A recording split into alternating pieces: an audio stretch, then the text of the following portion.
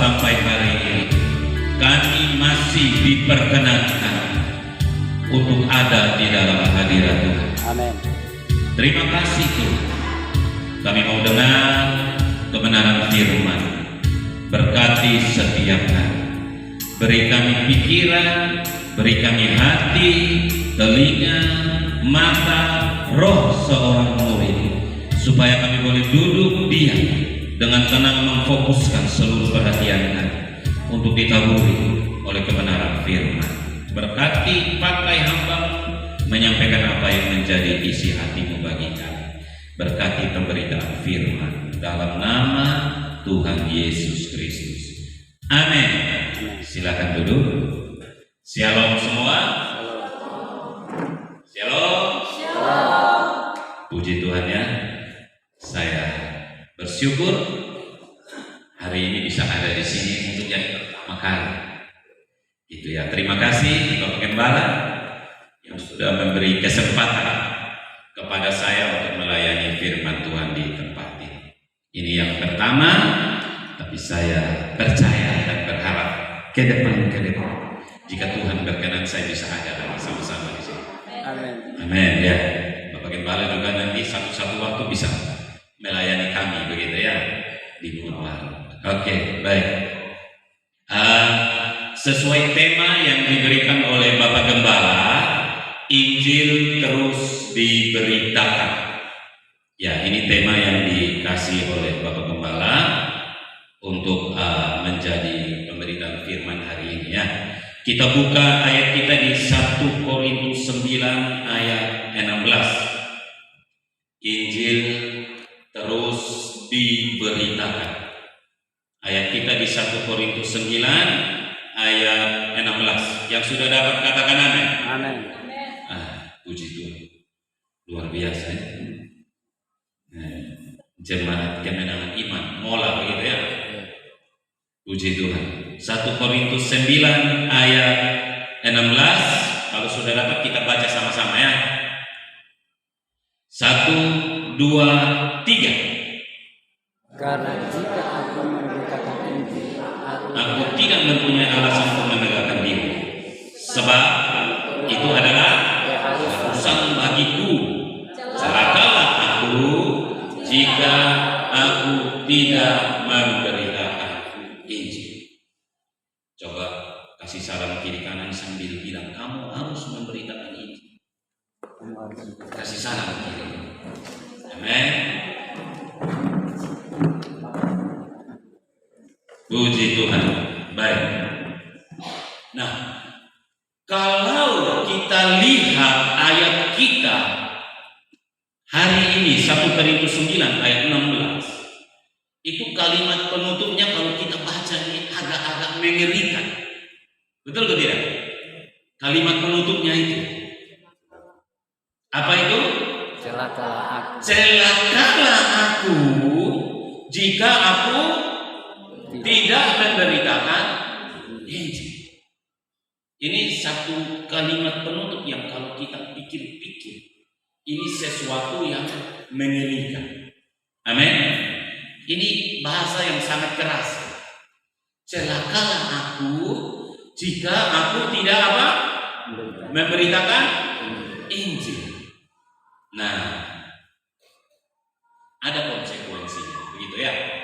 Ada konsekuensi bagi setiap kita kalau sampai kita tidak memberitakan Injil. Amin. Coba ngomong lagi di kiri kanan. Celaka kamu kalau kamu tidak beritakan Injil. Ngomong di kiri kanan. Wah, ini sadis ini ya. Firman Tuhan sadis ini. Ini bukan saya yang ngomong ya. Alkitab yang ngomong. Amin. Ini firman Tuhan berarti mengikat bagi ini mengikat. Amin. Ada satu instruksi dan ada satu informasi yang menjadi sebuah konsekuensi. Instruksinya adalah beritakanlah Injil. Dan ada sebuah konsekuensi bagi setiap kita, yaitu apa? Kita yang tidak beritakan Injil dikatakan apa? Celaka. Ini bukan saya ngomong. Amin. Alkitab yang ini Bapak Pendeta ini dia datang pertama kali langsung dia ngomong ke kita tentang celaka. Coba dia datang ngomong tentang berkat atau apa langsung datang ngomong tentang celaka ini. Ya, tapi ini kebenaran firman Tuhan. Amin. Kebenaran firman begitu ya. Nah, jadi artinya apa? Bapak Mama yang dikasihi Tuhan, mau tidak mau, suka tidak suka, amin, bisa tidak bisa, setiap orang percaya yang mengasihi Tuhan harus memberitakan Injil. Kalau tidak, ada konsekuensi yang mengikutinya. Dan kalau kita selidiki dari bahasa aslinya, celaka di sini tidak berbicara tentang celaka jasmani di dunia. Amin. Celaka di sini berbicara tentang satu keadaan yang ada di dalam kekekalan. Celaka secara kekal. Coba katakan sama-sama, celaka secara kekal. Celaka secara. Tahu tidak apa artinya celaka secara kekal? Celaka secara kekal. Selama-lamanya. Celaka selama-lamanya. Kalau kita tarik hanya ada satu keadaan celaka selama-lamanya, yaitu apa? Neraka. Binasa. Amin. Di dalam neraka. Ini pendeta satu datang ngomong celaka, ngomong binasa, ngomong neraka, biar kita bermata terbuka. Amin. Haleluya. Ya. Jadi jangan marah saya, marah jangan marah. Suruh kasih tema ini. Oke. Saya lanjut ya. Nah, jadi mungkin selama ini kita mendengar khotbah-khotbah tentang berkat, puji Tuhan. Itu bagian dari kekristenan kita. Amin. Berkat. Siapa yang ikut Tuhan, dia pasti diberkati. Saya ikut Tuhan, saya melayani Tuhan, saya diberkati Tuhan. Kadang-kadang kita mengalami kesulitan, jalan buntu dari kekuatan kita sebagai manusia, dari kesanggupan kita sebagai manusia. Kita sudah tidak bisa. Kita angkat tangan, Tuhan, saya punya keadaan sudah tidak bisa, saya menyerah. Dan Tuhan turun tangan melakukan perkara yang heran, yang ajaib untuk kita. Dan kemudian kita menyaksikan kemuliaan Tuhan. Seringkali kadang-kadang kita dengar khotbah tentang berkat. Tapi hari ini kita dengar khotbah yang agak lain sedikit. Amin. Gitu ya. Mungkin tidak terlalu banyak ngomong tentang berkat. Kita ngomong tentang Injil. Tanggung jawab kita sebagai orang percaya. Injil terus diberitakan. Ya, jadi hari ini saya dorong kita semua yang ada di tempat ini. Ayo, kita jangan egois dengan keselamatan kita sendiri. Amin. Jangan kita egois dengan iman kita sendiri. Sebagai jemaat Tuhan, sebagai orang percaya, kita harus mau berbagi keselamatan kepada orang lain juga. Yang setuju katakan amin. Amin.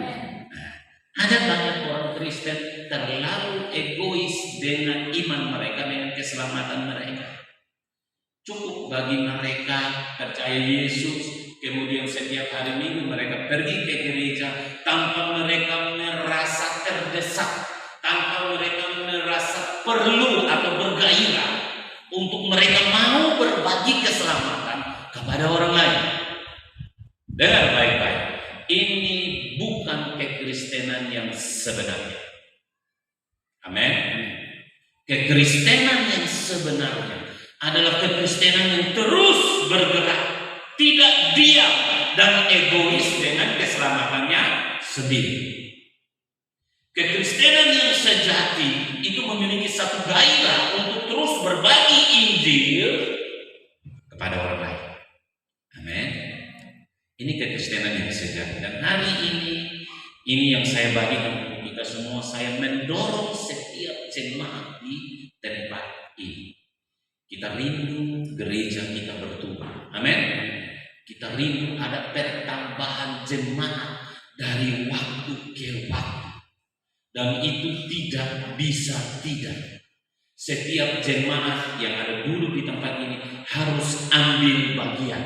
Itu bukan hanya tanggung jawab Bapak Gembala dengan Mama Gembala, dengan pengurus gereja, pemimpin-pemimpin gereja di sini saja. Itu menjadi tanggung jawab setiap kita jemaat Tuhan yang ada di tempat ini. Amin.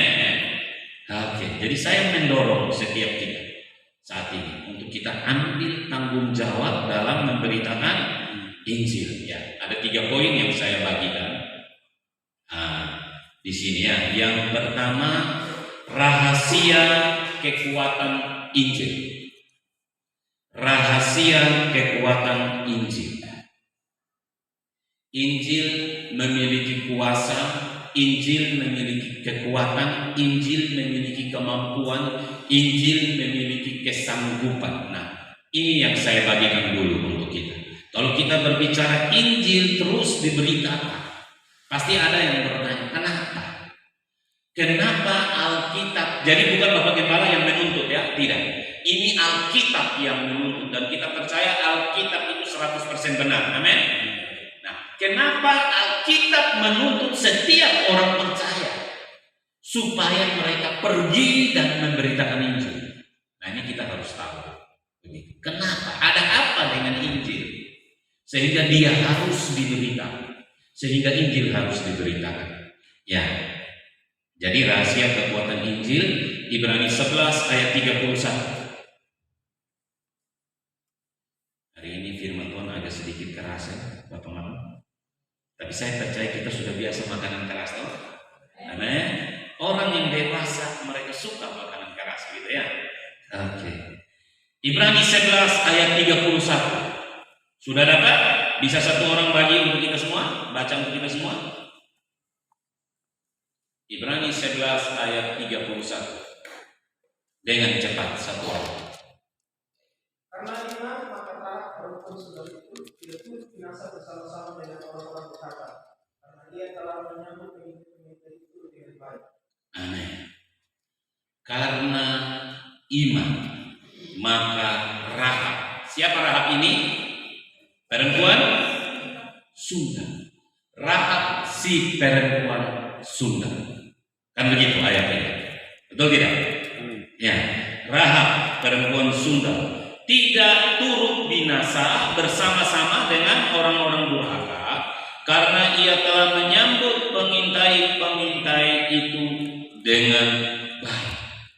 Jadi ayat kita ini menyatakan ada satu lakon di sini ya.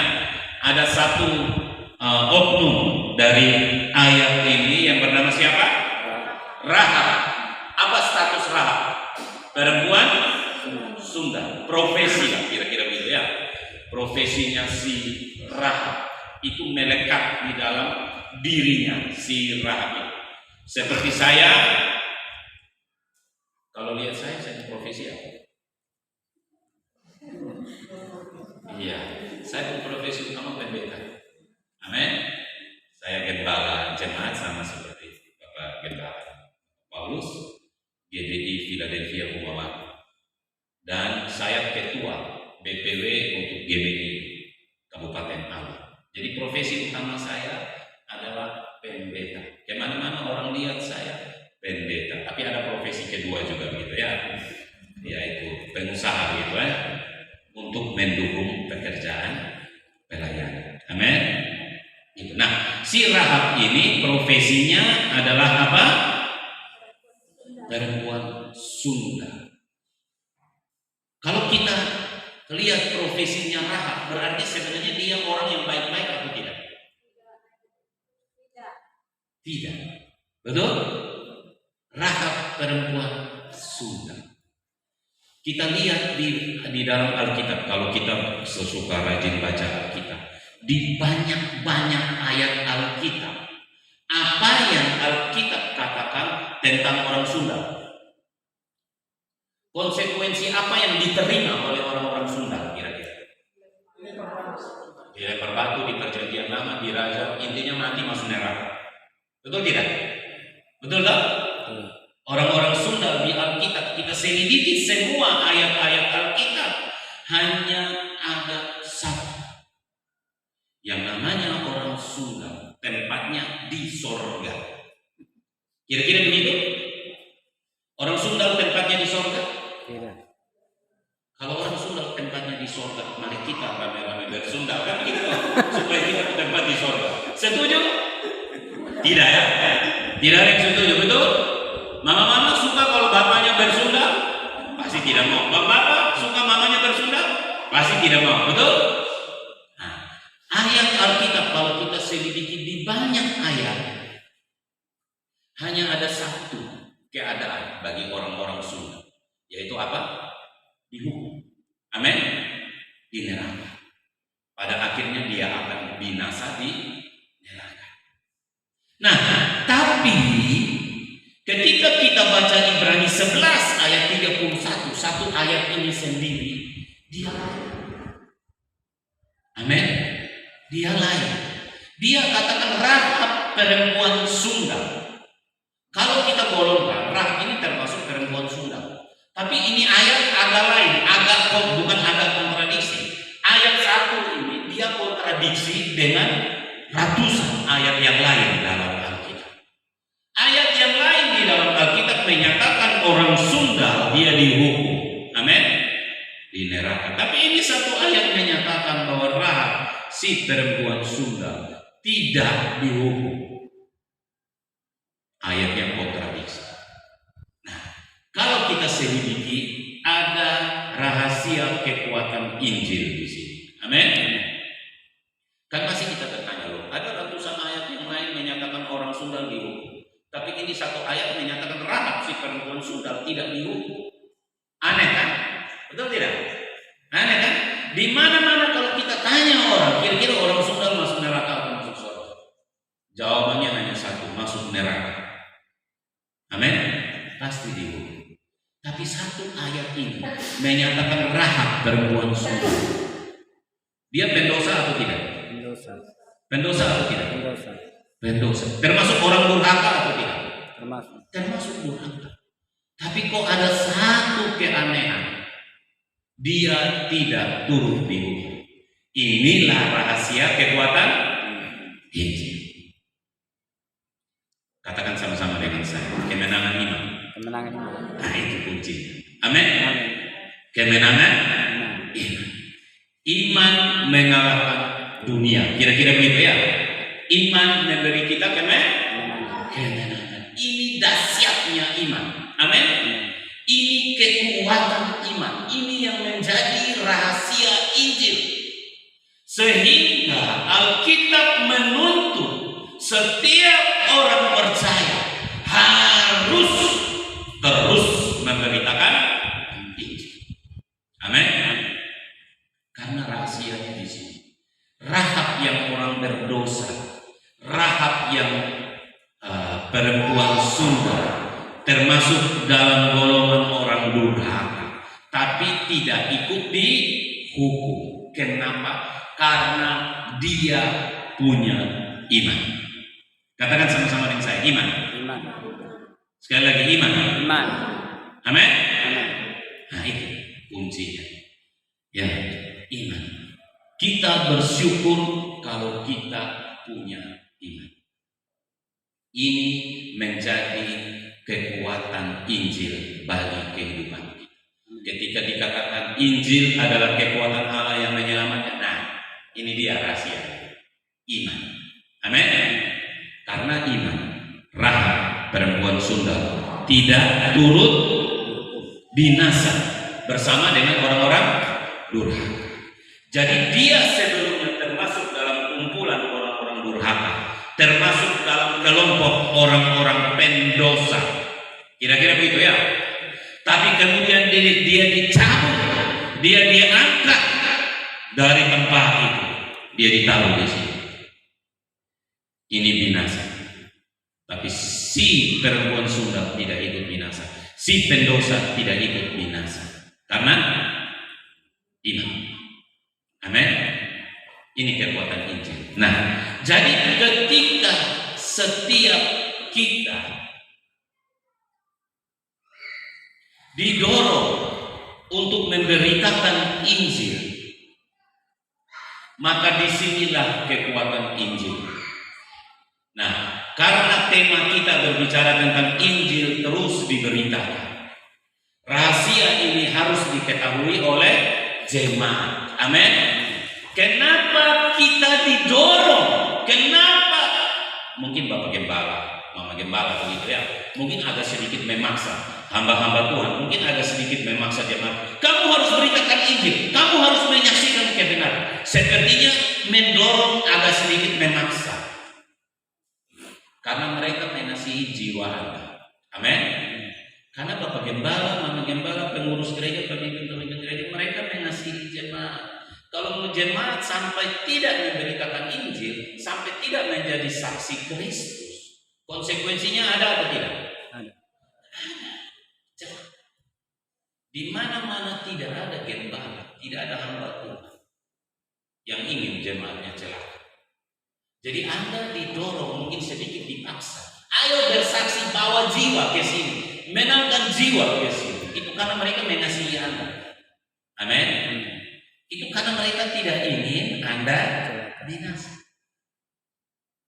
Karena kalau sampai ada yang tidak beritakan Injil, konsekuensinya fatal. Amin. Nah, itulah kenapa sehingga kita hamba-hamba Tuhan, gembala-gembala, kita mendorong jemaat, ayo beritakan Injil, ayo jadi saksi, ayo jangkau jiwa, ayo menangkan jiwa. Karena kita tidak ingin jemaat binasa, karena kita mengasihi jemaat. Jangan sampai jemaat menjadi celaka. Dan di dalam Injil ada kekuatan Tuhan, yaitu apa? Iman ini. Amin. Ketika kita pergi memberitakan Injil kepada seseorang, pendosa, pendurhaka, kira-kira begitu, orang yang berbuat dosa, dan dia menerima Injil itu, iman yang muncul, maka dia diselamatkan. Amin. Inilah kabar gembira untuk orang-orang berdosa. Kabar gembira untuk dunia. Dunia yang sedang lenyap dengan dosanya. Dunia yang sedang berjalan menuju kepada kebinasaan, kepada akhir. Kita pergi kepada dunia, beritahu rahasia Injil. Jemaat harus tahu. Ketika kita berbicara Injil terus diberitakan, kita harus tahu alasannya, yaitu apa? Iman. Amin. Iman. Iman ini yang menjadi rahasia kekuatan Injil. Kalau kita sudah tahu, ketika kita pergi memberitakan Injil, kita tidak sungkan-sungkan, tidak takut-takut lagi. Karena kita tahu bahwa kita sedang membawa sesuatu yang baik. Kita sedang membawa satu kabar yang baik kepada orang-orang yang kita tahu mereka sedang berjalan menuju kepada penghukuman. Amin. Siapa yang mau beritakan Injil? Sudah tahu rahasia Injil? Iman. Jadi pegang baik-baik iman itu. Amin. Jangan sampai kandas. Oke. Baik. Ya. Apa hanya iman saja? Ya, hanya iman saja. Ada orang-orang bilang kita percaya Yesus dan berbuat baik. No. Cukup iman. Iman yang sejati melahirkan perbuatan baik. Tapi itu nanti di pelajaran Alkitab begitu ya. Itu biasa Bapak Gembala hamba Tuhan kasih pelajaran. Di sini saya tidak kasih pelajaran begitu ya. Oke? Sini saya berbagi saja. Gitu. Nah, apakah hanya iman saja? Cukup. Hanya iman saja. Tapi iman yang sejati itu seperti Rahab ini. Amin. Rahab ini dia dengar. Dia dengar. Wih, Tuhannya Israel itu dahsyat. Kan dia dengar sebelumnya. Begitu toh? Bangsa Israel. dahsyat. Tuhannya Israel dahsyat. Laut Merah dibelah bagi dua, dahsyat. Di padang gurun mana turun, dahsyat. Mereka berperang dengan bangsa-bangsa, mereka menang terus, menang telak. Dahsyat Allahnya Israel. Rahab sudah dengar kisah cerita tentang Allahnya Israel dan dia percaya. Ini iman, amin. Karena dia percaya itulah ketika pengintai-pengintai itu datang, dia memutuskan untuk membela mereka. Itu iman. Jadi iman melahirkan tindakan. Amin. Yang menyelamatkan yang mana? Imannya apa tindakannya? Tindakan. Imannya. Kalau tidak ada iman, tidak ada tindakan. Jadi yang menyelamatkan cukup hanya iman saja. Tindakan adalah bukti dari adanya iman. Kalau ada pelajaran Alkitab, mungkin kita bisa lebih mengerti akan hal ini ya, atau mungkin sudah dapat begitu ya. Mungkin sudah dapat pelajaran ini. Oke, baik. Jadi selama kita atau seseorang memiliki iman, maka ada jaminan kekal bagi dia. Amin. Ada jaminan kekal bagi dia. Nah, inilah rahasia dari kekuatan Injil. Ini yang kita ketahui lebih dulu ketika kita memberitakan Injil. Oke, yang kedua, format penginjilan. Ketika kita berbicara tentang Injil terus diberitakan, seperti apa format Injil yang benar itu? Beberapa orang mereka mungkin pernah dengar seperti ini. Apa ukuran kesuksesan dari menginjil? Mungkin ada yang pernah dapat pertanyaan begini ya. Ukuran dari kesuksesan memberitakan Injil. Ukuran dari kesuksesan memberitakan Injil adalah yang penting kamu pergi bersaksi saja. Yang penting kamu berbagi tentang kebaikan Tuhan. Kamu berbagi tentang Injil, sudah. Perkara orang mau bertobat atau tidak bertobat itu urusan orang itu. Mungkin pernah dengar seperti ini. Pernah ya? Itu tidak salah. Itu juga merupakan ukuran dari pemberitaan Injil. Tapi itu hanya ukuran awal saja. Kalau kita berbicara tentang format Injil, maka format Injil itu tidak boleh hanya berhenti sampai di kita memberitakan Injil kepada seseorang saja, lalu dia menyatakan oke, saya percaya dengan Yesus. Oke, kita bawa dia datang ke gereja dan selesai. Tidak boleh berhenti sampai di situ saja. Amin. Format Injil itu berbicara tentang amanat agung. Sering dengar tentang amanat agung? Coba katakan sama saya, sama-sama dengan saya, amanat agung. Sekali lagi, amanat agung. Nah, inilah format Injil yang benar sesuai dengan Alkitab. Kita pergi memberitakan Injil, ada yang terima, ada yang menolak. Setuju? Setuju kan? Manusia punya kehendak bebas, gitu ya. Kita pergi beritakan Injil, ada yang menerima, ada yang menolak. Ada beberapa ketika mereka pun keadaan baik-baik saja, kita ajak sembahyang, ajak ke gereja, dorang lihat kita dari kepala sampai kaki. Nah, nanti hari di sini konsernya hari apa? Rabu ya, jam 4 jam 5. Hari Rabu jam 4 jam 5 begitu mama mandi siap pakai minyak wangi-wangi, saya datang jemput kita konser. Mama tuh berdiri. Lu ajak saya konser, nanti saya masih sibuk. Betul tidak? Banyak orang kan begitu. Waktu mereka pun keadaan masih baik-baik saja, kita ajak orang sembahyang, aduh Tuhan Yesus. Betul atau tidak? Betul. Kami di Kumamaru mengalami hari Minggu rajin gereja, tapi kami ikut konser, kami pesta bawa puasa dulu, supaya ajak dia mau ikut konser. Ada berbagai macam alasan. Tapi coba kalau tiba-tiba dia sakit atau ada masalah, tengah malam kita ada tiba-tiba kita pun telepon ring-rang.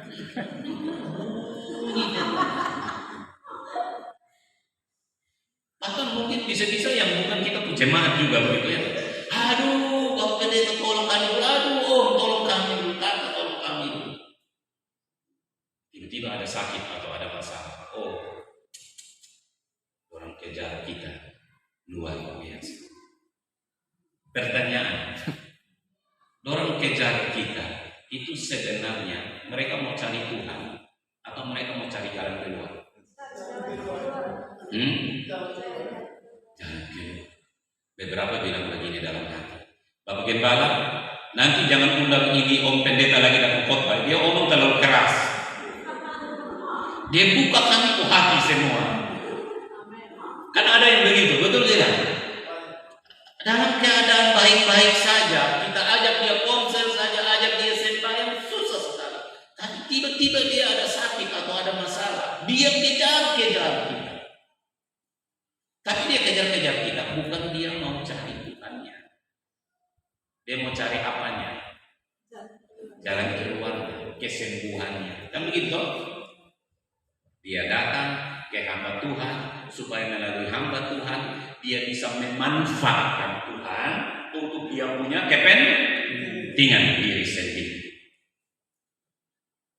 Di alam banyak ya? Banyak, tapi di sini tidak ada. Amin. Kasih salam kiri kanan. Tidak ada ya? Kasih salam kiri kanan. Tidak ada ya? Amin. Tidak ada tuh. Puji Tuhan. Haleluya. Puji Tuhan. Kan begitu ya? Begitu. Nanti sudah selesai dilayani, sudah selesai. Dia masalah sudah selesaikan, dia sakit sudah sembuh, kira-kira begitu ya. Mama, hari Minggu jam 8 pagi siap kok kami jemput. Kita pergi ibadah di mall ya. Aduh, saya mau pergi mah. Saya mau anak satu ada begini. Aduh, saya mau pergi mah, satu bab tu ada begini. Atau bab tu, aduh saya mau pergi mah, bab tu ada begini. Orang suka putar dengan alasan. Kan begitu, betul tak? Berbagai macam alasan. Ada yang model begitu kan? Kita bersyukur kita dapat yang ketika mereka mengalami masalah kita layani, habis kita kasih tahu. Mama, ini peringatan Tuhan. Jadi habis ini mama sungguh-sungguh cari Tuhan. Baik. Dan betul, setelah masalah selesai atau setelah sembuh, kita ajak ke gereja dia mau, kita ajak ke konser dia mau, kita ajak doa dia mau. Wah, ini puji Tuhan. Tapi kira-kira berapa persen yang model-model kayak begitu? Gitu kan? Bagaimana kita semua mengalami gitu kan? Kamu di rumah juga mengalami. Amin. Nah, saya kembali ke format Injil. Jadi ketika kita memberitakan Injil, kita akan ketemu dengan orang-orang yang model begitu. Tapi kita akan ketemu juga dengan orang-orang yang kita setelah memberitakan Injil, kita bawa mereka ke gereja. Mereka mau ikut ke gereja, mau ke konser, mereka mau ikut doa pergumulan begitu kira-kira ya, doa malam, besok begitu. Puji Tuhan. Tapi dengar baik-baik, format Injil tidak berhenti sampai di situ saja. Profesor Dr. Peter Wagner dalam kuliahnya dia bilang begini, format penginjilan yang sukses adalah membawa seorang yang belum percaya kepada Yesus, oke? Yang belum percaya kepada Yesus menjadi percaya Yesus, lalu kemudian memuridkan dia sampai dia menjadi jemaat yang dewasa rohani, yang komitmen dengan gereja. Selesai? Belum selesai. Dan kemudian dia mengambil tanggung jawab, amin, untuk pekerjaan pembangunan tubuh Kristus di tempat di mana dia berjemaat. Ini format penginjilan yang sukses. Nah, inilah amanat agung. Hari ini saya sampaikan amanat agung untuk kita semua. Bapak Mama yang dikasihi Tuhan. Gereja dihadirkan Tuhan di bumi. Gereja dihadirkan Tuhan di bumi untuk melaksanakan yang namanya amanat agung. Pergilah, jadikan semua bangsa murid, baptislah mereka dalam nama Bapa, Anak, dan Roh Kudus. Ajarlah mereka melakukan segala sesuatu seperti yang telah kuperintahkan kepada. Ini format Injil. Jadi kalau kita berbicara Injil terus diberitakan, maka kita pergi, kita bawa kabar baik kepada seseorang. Kalau di Alor, semua orang mayoritas sudah beragama Kristen. Tapi berapa banyak yang mereka setia bergereja atau beribadah? Itu kan jadi pertanyaan untuk kita di Alor. Betul tidak? Mayoritas Kristen. Di mana-mana kita pergi, kita ketemu orang, dia kebanyakan mayoritas dia, ya saya agama Kristen.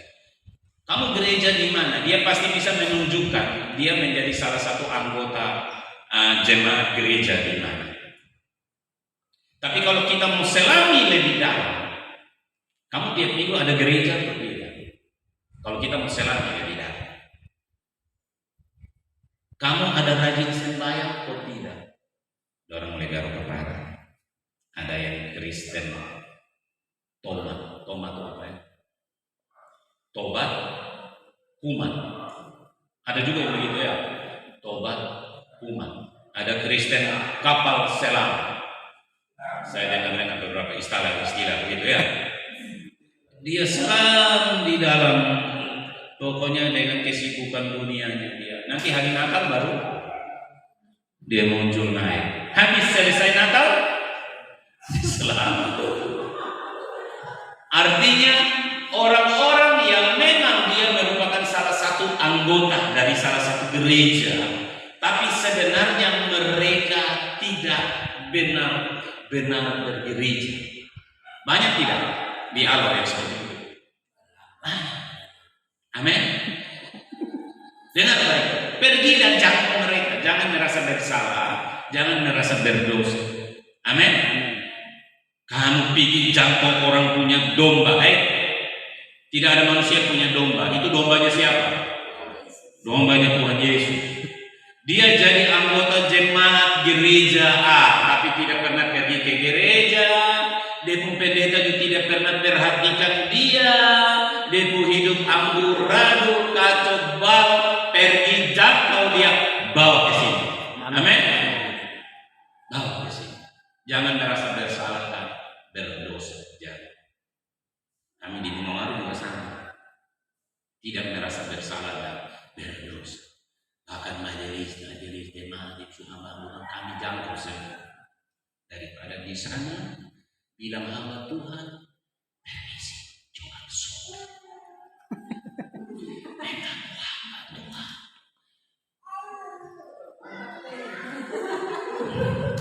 Dari mana mimpi apa? Mimpi apa?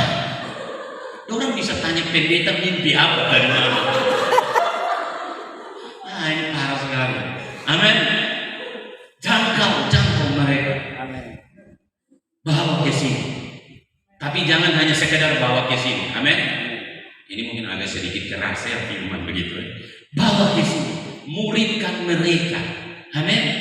Muridkan, ajari firman, disiplinkan. Kalau buat salah tegur, jemaat harus terbuka terhadap teguran gembala. Amin. Harus. Karena gembala Tuhan tetapkan. Hamba-hamba Tuhan, pemimpin-pemimpin gereja Tuhan tempatkan untuk menggembalakan kita, merawat kita, mendewasakan kita. Amin. Itu yang namanya pemuridan, tidak?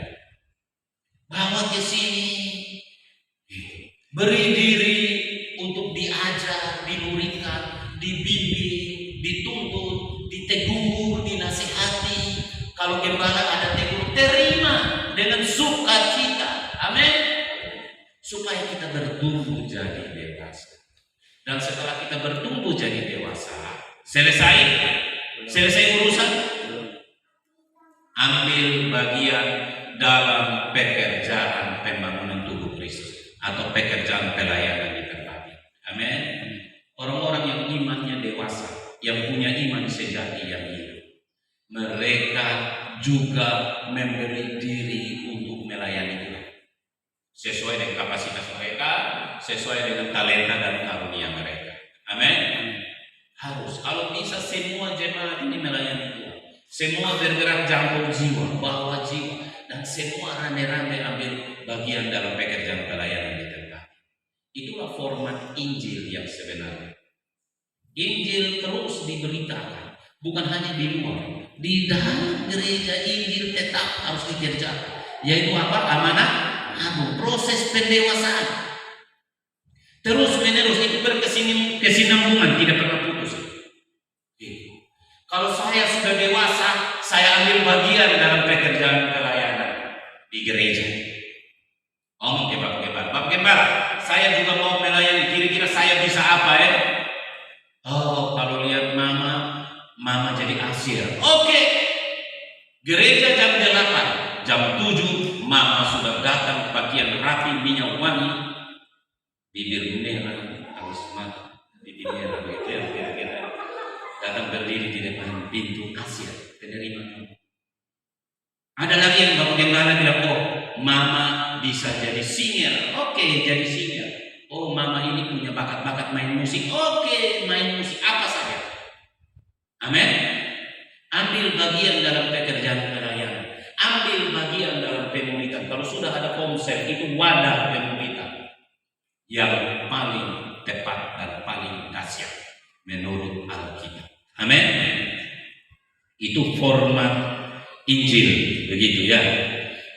Nah, saya cerita sedikit. Kami di Bungawan, ketika kami menyadari format penginjilan, kami praktekkan. Jadi saya selama 8 sampai 10 tahun begitu saja.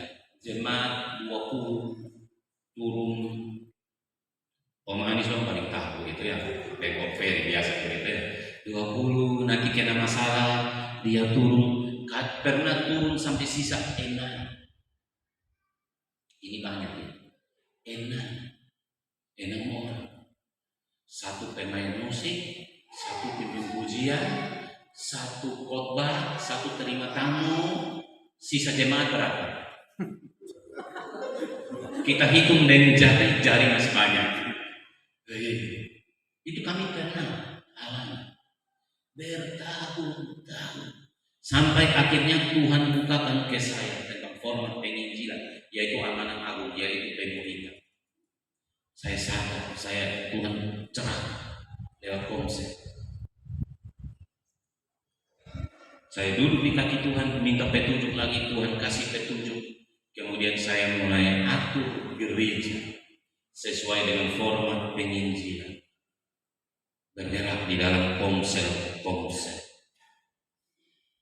Kami sempat 2 kakak atau 3 kakak. Akhir 2020, sekitar Oktober 2020, kami mulai bergerak. Format ulang gereja, istilahnya begitu ya. Format ulang gereja. Dulu di kaki Tuhan saya kumpul semua, saya bicarakan ini loh yang Tuhan kasih ke saya sebagai gembala. Saya bicarakan dengan mereka, kita harus bergerak dengan format Injil yang seperti ini. Akhir 2020, sekarang 2022 bulan Oktober, kira-kira ya. Kami sekarang sudah 37 kakak dengan jiwa 100 lebih dan sedang terus bertumbuh, sedang terus menjangkau memenangkan jiwa. Terus dengan format penginjilan anak-anak pemulihan. Jadi saya duduk dengan jemaat, saya kasih tahu jemaat, kita harus bergerak jangkau jiwa. Tidak boleh egois dengan kita punya keselamatan sendiri. Saya dorong mereka, saya ajari mereka untuk harus jangkau jiwa. Semua harus bergerak. Saya motivasi mereka. Saya format ulang konsep. Saya dengan hamba-hamba Tuhan saya duduk, saya ajari mereka, saya buka pikiran mereka dan semua bergerak. Kami sekarang 19 komsel. 19 komsel. Dan kami sedang kejar komsel yang ke-20. Artinya sudah siap untuk split, sedang persiapan split. Dan tahun depan kami mau kejar komsel yang ke-30. Berarti tahun depan kami akan tambah 10 komsel. Kalau satu komsel 5 orang jemaat, berarti tahun depan kami harus jangkau berapa jiwa Pak? 50. 10 kali 5, 50. Saya tanya semua jemaat, mampu? Mereka jawab, dengan anugerah Tuhan kita mampu.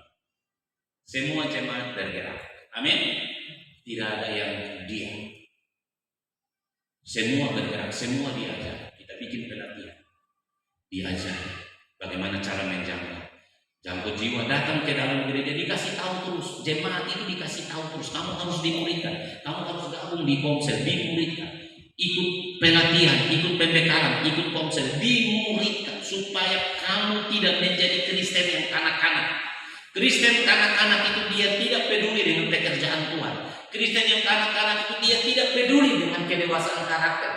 Kristen kanak-kanak itu dia tidak peduli dengan keselamatan orang lain. Namanya masih anak-anak.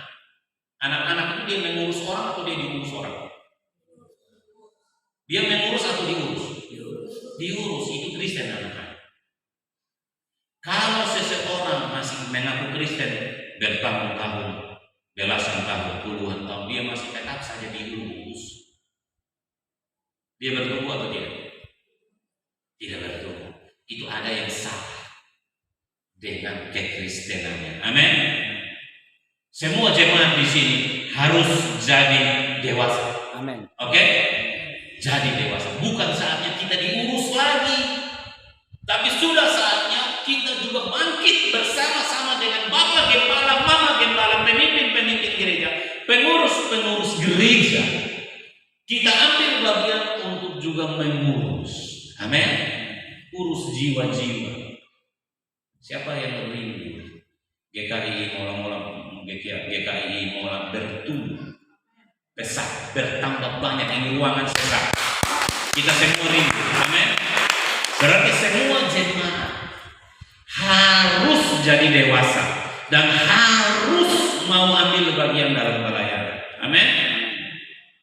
Kalau kami di Bungawaru sekarang istilah domba melahirkan domba itu terjadi. Saya gembala tidak terlalu kepala sakit lagi. Ada Bapak Dewi di sini. Saya malah lebih banyak urus keluar begitu. Tapi 10 tahun, mungkin 12 tahun, itu betul-betul saya tikam kepala ya Bapak Gembala. Itu tugas kita gembala gitu. Kita tikam kepala merayap rosok dada orang bilang. Tapi ketika gereja mulai dewasa, jemaat mulai dewasa, mereka jangkau jiwa sendiri. Sekarang di Bungawaru kami bagi 3 rayon, tahun depan akan 5 rayon. Masing-masing dorang urus sendiri. Dorang bikin program penjangkauan, dorang cari dana sendiri. Dorang bergerak jangkau jiwa. Mereka doakan orang, bawa ke komsel, mereka muridkan, mereka bikin pelatihan kepemimpinan sendiri, pelatihan menjangkau jiwa. Dorang bikin sendiri. Awalnya saya bikin dulu, ajari dulu. Beberapa kali mulai beli pertama sendiri, gitu kan? Gitu sendiri dulu. Setelah ada yang mulai dewasa, mulai ikut sudah mulai banyak, mulai bagi-bagi, mereka sudah mulai bikin sendiri. Gereja Bungawaru sedang terus menjangkau. Kadang-kadang kita ketemu orang-orang di luar ngomong Bungawaru Punama, itu gereja tidak betul, ambil orang punya domba. Kadang-kadang kita dengar seperti itu, betul tidak? Kadang-kadang kita dengar banyak berita mirip, biarkan saya tutup telinga. Anjing menggonggong kafilah berita. Yang penting jiwa-jiwa terus diselamatkan, datang dan diajari di dewasa. Setelah mereka dewasa, mereka pun ikut ambil bagian dalam pekerjaan itu. Bayangkan GKI bergerak dengan format amanat agung. Semua jemaat tidak boleh diam. Amin. Tidak boleh pasif. Habis ini saya mau dengar, nanti besok-besok saya dengar dari Bapak Gembala. Wah, luar biasa. Gereja kami bertumbuh luar biasa. Jemaat semuanya bergerak. Amin. Harus begitu. Itu format Injil yang benar ya. Jadi kita tidak hanya berhenti sampai menjangkau menenangkan jiwa. Tidak. Kita harus memuridkan. harus memuridkan, harus sama-sama dengan Bapak Gembala. Amin. Bergerak bersama. Jangan biarkan Bapak Gembala berjalan sendiri. Dia bergumul sendiri, menangis sendiri. Jangan. Kita sama-sama menumbuhkan gereja kita di tempat. Kita cinta gereja ini. Amin. Harus tumbuhkan gereja di tempat. Oke. Jadi ini format penginjilan yang benar dan jemaat harus tahu. Yang ketiga, tidak sekedar bergereja saja. Katakan sama-sama dengan saya. Tidak sekedar bergereja saja. Ulang. Tidak sekedar bergereja saja. Kira-kira kita paham dengan kalimat ini? Tidak sekedar bergereja saja. Amin. Ada banyak gereja bertahun-tahun sejak dari dia berdiri.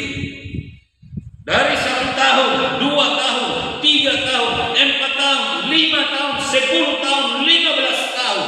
Hanya begitu saja. Ada banyak gereja seperti itu. Kita tidak usah ngomong di luar, kita ngomong di awal. Banyak tidak gereja yang seperti itu? Banyak. Kenapa gereja seperti itu? Mereka keadaannya demikian. Dari tahun ke tahun hanya begitu saja, begitu saja, begitu saja. Kenapa? Karena gereja hanya sekedar bergereja saja. Amin. Ada banyak jemaat pun demikian. Mereka hanya sekedar bergereja saja.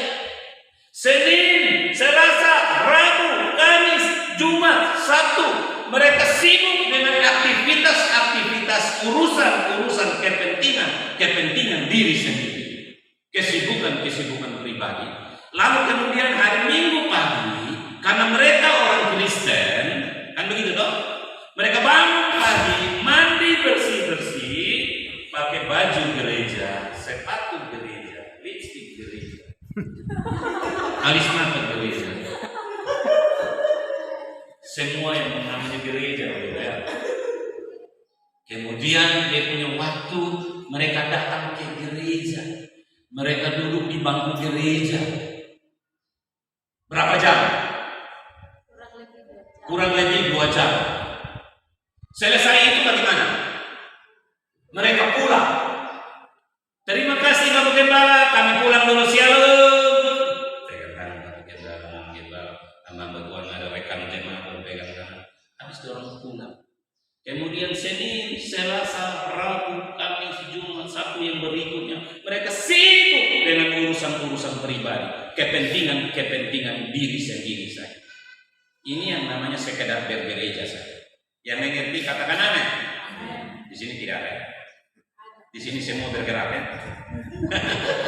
Sini semua ambil bagian loh. Amin. Nah, inilah alasan kenapa gereja bertahun-tahun tidak bertumbuh.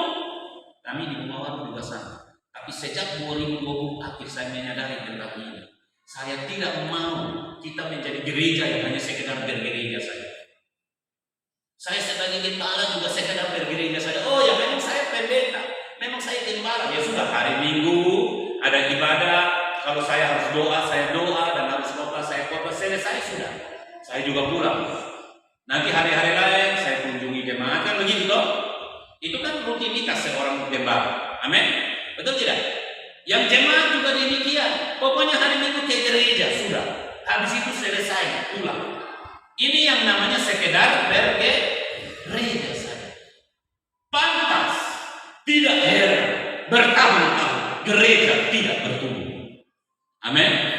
Karena gereja hanya sekedar bergereja saja. Karena jemaat hanya sekedar bergereja saja. Mulai hari ini stop yang demikian. Amin. Amin. Stop. Jangan hanya sekedar bergereja. Setiap kita ketika kita berbicara Injil terus diberitakan, berarti harus ada pergerakan. Amin. Amin. Amin. Harus ada pergerakan. Harus bergerak. Tidak boleh hanya sekedar bergereja saja. Hari Minggu saya pergi gereja 2 jam. Cukup. Tidak cukup. Amin. Tidak cukup. Jangan terlalu tegang dulu. Saya omong di sebelah kiri kanan. Jangan hanya bergereja Ini Bapak Pendeta di depan marah-marah kami. Ya, jangan hanya sekedar bergereja saja. Amin. Celakalah aku jika aku tidak memberitakan Injil. Jangan hanya sekedar bergereja saja. Kita harus bergerak. Gereja harus bertumbuh, dan itu tidak bisa tidak. Supaya gereja bertumbuh, harus ada orang-orang yang bergerak keluar, jangkau jiwa-jiwa baru, bawa ke dalam ruangan ini. Amin. Di sini dimuridkan, harus ada pertumbuhan untuk menjadi dewasa. Dan setelah dewasa, Bapak Gembala lihat, oh ini orang sudah cukup dewasa. Oke, Bapak, Kakak, ambil bagian dalam pekerjaan pelayanan. Siap, Bapak Gembala. Apa yang Bapak Gembala tugaskan dengan penuh tanggung jawab dan dedikasi, saya akan laksanakan. Ambil bagian di dalam amanat Allah. Setelah kita cukup dewasa, kita juga memuridkan jiwa-jiwa. Ada jiwa-jiwa baru datang, kita muridkan mereka supaya mereka tumbuh menjadi dewasa. Terus duplikasi itu, fotokopi itu terus berjalan. Semakin banyak jemaat yang dewasa, semakin banyak jemaat yang bergerak, gereja bertumbuh. Amin. Amin. Gereja bertumbuh. Jadi jangan hanya sekedar bergereja saja. Jangan. Di Alor ada banyak gereja seperti itu. Betul? Memang ada aktivitas gereja, tapi tidak ada kedewasaan. Mau gereja besar, mau gereja kecil, saya perhatikan semuanya sama. Gereja yang begini ratusan, begitu banyak, tapi keadaan rohaninya mati. Kenapa? Karena semua hanya sekedar apa? Bergereja saja. GKI Mall, kita harus bertumbuh. Amin. Amin. Jemaat kita harus bertumbuh. Amin. Harus bertumbuh. Jangan hanya sekedar bergereja. Kita jangan egois dengan keselamatan kita sendiri. Harus bergerak. Ya. Berbahagialah gembala yang jemaatnya bergerak. Yang setuju katakan amin. Ada satu cara kita jemaat bikin kita pembapak gembala ini merasa bahagia. Ada satu cara, yaitu apa? Apa? Bergerak. Amin. Ambil bagian. Kita mengasihi Tuhan, kita mengasihi gereja, kita mengasihi kita punya gembala. Bagaimana cara membahagiakan Tuhan? Bagaimana cara membahagiakan gereja? Bagaimana cara membahagiakan hati ini Bapak Gembala? Sederhana, ikut bergerak. Amin. Nah, kalau saya katakan ikut bergerak, kalau saya bilang kategori, berarti ada jemaat yang masuk kategori membahagiakan gembala. Betul? Ada jemaat yang masuk dalam kategori membahagiakan gembalanya. Betul tidak? Membahagiakan Tuhan, membahagiakan gereja, membahagiakan gembala. Berarti di sisi lain ada kategori yang jemaat bagaimana? Jemaat yang bagaimana? Membahagiakan gembala. Berarti di sini jangan jadi jemaat yang demikian. Amin. Harus jadi jemaat yang membahagiakan Tuhan, gereja dan gembala. Artinya apa? Bergerak. Harus bergerak. Jadi dewasa, ambil bagian dalam pekerjaan Tuhan dan bergerak. Ya. Kita gembala ini kalau kita lihat kita jemaat rame-rame bergerak, tiap minggu kita lihat ada wajah baru. Aduh, kita suka cita, percaya.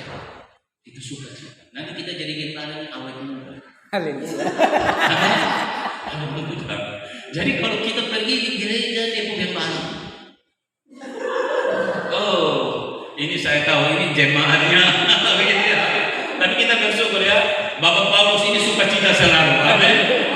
Karena jemaatnya bergerak semua. Amin. Puji Tuhan gitu ya. Jadi saya mendorong kita di sini jangan hanya sekedar bergereja saja. Amin. Injil harus terus diberitakan. Dan itu tidak bisa tidak, pemuritan harus dilakukan.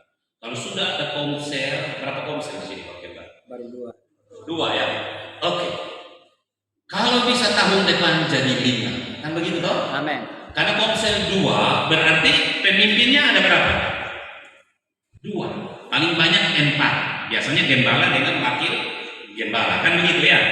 Betul toh? Nah, tahun depan kalau bisa 5, pasti bisa. Kalau semua jemaat mau bergerak pasti bisa. Kalau sampai ada 5 komsel berarti ada berapa pemimpin? 5 pemimpin, paling banyak 10. Wow. Pemimpin itu menarik pengikut. Jadi kami di Bumawar juga kami fokus mendewasakan jemaat, mendewasakan pemimpin, dan hasilnya luar biasa. Karena format penginjilan ini. Pergi, jadikan segala bangsa muridku, baptis, ajar, latih, bimbing, muridkan mereka. Mereka dewasa, mereka bergerak. Sekarang yang namanya domba melahirkan domba itu terjadi di Bumawar. Saya percaya tahun depan, 2 tahun, 3 tahun, kalau Bapak Gembala kasih kesempatan saya datang di sini, nanti saya akan ajar dengan firman yang lebih keras lagi ya, supaya jemaat bisa mata terbuka. Saya akan lihat jiwa-jiwa banyak di sini. Amin. Makin banyak jiwa-jiwa. Jadi kursi-kursi kosong masih ada. Berarti kita jemaat punya utang dengan Tuhan ini. Amin. Karena masih ada banyak kursi kosong, harus ada jiwa. Bila perlu ini ruangan kasih sesak, penuh sesak dengan jiwa. Dan itu tidak bisa hanya Bapak Gembala sendiri. Harus semua jemaat. Tidak boleh hanya sekedar bergereja saja, harus ambil bagian. Amin. Untuk firman Tuhan. Demikian firman Tuhan hari ini. Jika Tuhan berkenan di lain waktu, mungkin saya bisa melayani firman lagi di tempat ini. Kita berdoa. Kami bersyukur untuk firman yang sudah disampaikan hari ini. Tuhan, kami percaya Engkau mengasihi kami di tempat ini. Hamba berhenti berbicara, dan apa yang hamba bicarakan sangat terbatas. Tapi Roh Kudus, biar Engkau wahyukan firman ini dalam hati setiap kami, supaya setelah firman ini ditabur, di waktu-waktu ke depan hamba boleh mendengar GKI Mola bertumbuh dengan luar biasa, jiwa-jiwa bertambah dengan luar biasa, komsel-komsel bertambah banyak, semakin banyak jemaat yang bertumbuh menjadi dewasa dan ikut ambil bagian, tidak hitung-hitungan dengan Tuhan, tidak hitung-hitungan dengan gereja, tidak hitung-hitungan dengan pekerjaan Tuhan, tapi mereka ambil bagian dengan antusias untuk pekerjaan pembangunan tubuh Kristus di tempat. Mereka ambil bagian di dalam pekerjaan pelayanan. Pemuritan terjadi di tempat ini. Jiwa-jiwa bertambah, pemimpin-pemimpin bertambah, sehingga bersama-sama dengan Bapak Gembala membesarkan jemaat dan gereja